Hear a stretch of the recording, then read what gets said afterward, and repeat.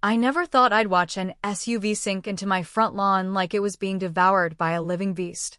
Yet there I stood, coffee in hand on my porch, watching Vanessa Harper's gleaming monstrosity of a vehicle vanish 6 inches into my pristine grass. Her shrieks shattered the morning calm as she abandoned the sinking beast and stomped up my driveway, mud flying in every direction. What she didn't know was that this entire disaster was my doing, crafted meticulously, all within the bounds of the law. Life in Willow Creek had once been the pinnacle of suburban peace. I'd bought my home 3 years ago to work remotely, savor the quiet, and cultivate a lawn so perfect that retirees would nod approvingly as they passed.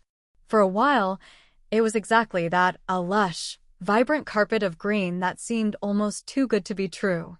I had a routine, morning irrigation, mid-afternoon trims, and a relentless war on every dandelion. Then Vanessa moved in 2 houses down, and my tranquil haven turned into a war zone. Vanessa was unforgettable. Her voice could crack concrete, and her SUV's engine roared like a freight train in a library. She insisted she wasn't one of those Vanessas, which, naturally, meant she was worse. Within her first week, she started parking on my lawn, claiming it was for quick school runs or brief errands.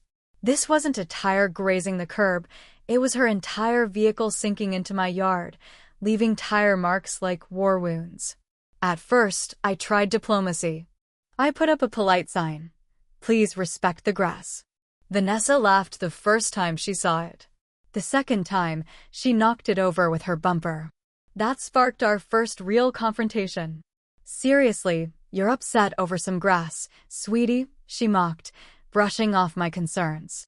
I went to the HOA, naively trusting their authority.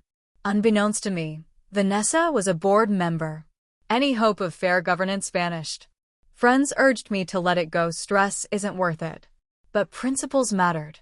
My lawn wasn't just grass, it was patience, dedication, a testament to care in a chaotic world. It was a rainy Tuesday when inspiration hit.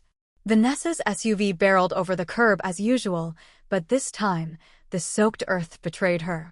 I watched, mesmerized, as her tires spun, spraying mud across my once perfect lawn. Her rage was instant and raw. "Your grass ruined my car," she screeched, as if the earth itself had targeted her. I said nothing, but inside, I smiled. A brilliantly petty, perfectly legal idea took root. If Vanessa insisted on treating my yard like a parking lot, I'd make it the most treacherous, vehicle-swallowing trap she'd ever encounter, all within the law.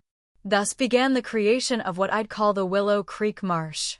My nights blurred into research, landscaping ordinances, HOA rules, municipal codes, environmental regulations. I devoured them. One concept stood out: a bioswale, a shallow, vegetated trench for stormwater management, which, if engineered right, could be a Venus flytrap for unsuspecting SUVs. I started the transformation under cover of darkness. Garden liners, specialized soil, and turf designed for deceptive firmness were layered to hide the treacherous pit below. I installed a drainage system that funneled rainwater into a clay-lined underground chamber, keeping the ground in a constant state of soggy betrayal just beneath the surface. On top, pristine sod lay like an innocent welcome mat. Vanessa, oblivious to my nocturnal work, kept up her assaults. Each rut she carved fueled my resolve. When the swamp trap was complete, it was a masterpiece, needing only one good rain to activate. 2 days of steady showers did the job. That morning, I stood with my coffee, barely containing my glee. As Vanessa's SUV rounded the corner, she mounted the curb with her usual arrogance, driving straight into the kill zone. There was a brief pause as her front tires breached the fragile crust, then a glorious descent. Her shriek was symphony. Mud churned under her spinning wheels. She stumbled out, high heels sinking into the mire, rage radiating like a thunderstorm. Neighbors appeared, pretending to check mail or walk dogs, but really soaking in the spectacle. The crowning moment came when the tow truck she called fell victim to the swamp, its front wheels sinking into the engineered bog. Vanessa's humiliation became a neighborhood show. But I knew this wouldn't end her vendetta, so I escalated. I found a green initiative clause in the HOA guidelines, officially designating my yard a bioswale conservation project with city approval. Vanessa's protests were crushed by stamped permits and buzzwords like stormwater runoff mitigation and pollinator habitat. I added decorative touches, frog statues, solar pond lights, native grasses concealing the trap.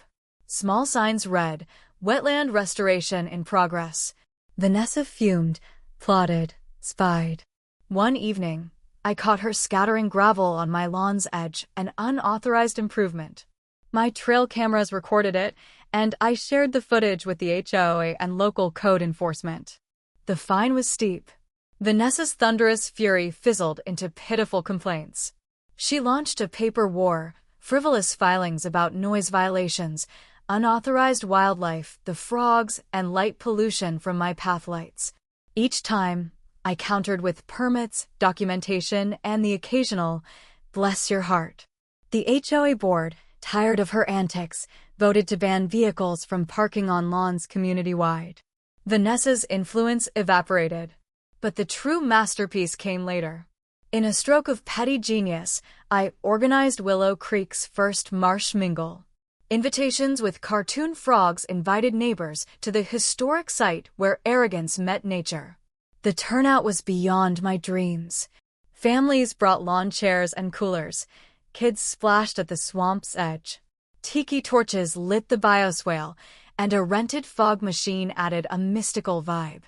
I placed a rented canoe upright in the center, with a plaque, in memory of Vanessa's bumper. Vanessa couldn't resist showing up, disguised in oversized sunglasses, her disdain palpable. She skulked at the party's edge, nostrils flaring. I approached with a nod, wearing a t-shirt emblazoned "Swamp It Like It's Hot." "Glad you could join us," I said brightly.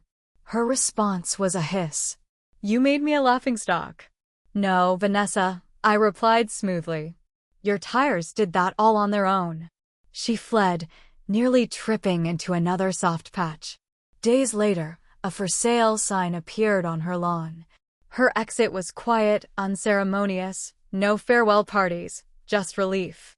I left a parting gift on her porch, a ceramic frog with sunglasses, smiling forever.